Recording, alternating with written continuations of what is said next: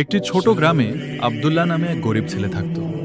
তার পরিবার খুব কষ্টে দিন কাটাতো, কিন্তু তার মা সব সময় তাকে শেখাতেন সত্য কথা বলবে আর কখনো অন্যের হক নষ্ট করবে না।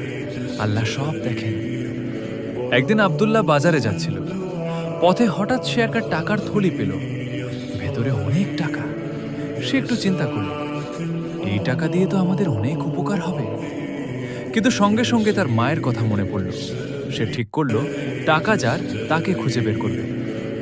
বাজারে গিয়ে সে সবাইকে জিজ্ঞেস করতে লাগল।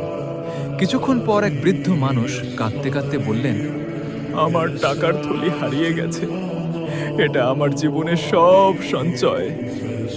আব্দুল্লাহ সঙ্গে সঙ্গে থলিটা তার হাতে তুলে দিল। বৃদ্ধ লোকটি অবাক হয়ে বললেন, বাবা, তুমি চাইলে এটা রেখে দিতে পারতে, কেন ফেরত দিলে? আব্দুল্লাহ শান্তভাবে বলল, আমি জানি আল্লাহ সব দেখেন। আমি হারাম কিছু নিতে চাই না। বৃদ্ধ খুব খুশি হয়ে তাকে দোয়া করলেন এবং বললেন, তোমার মতো সৎ ছেলে খুব কম আছে। আল্লাহ তোমাকে অবশ্যই উত্তম প্রতিদান দেবেন।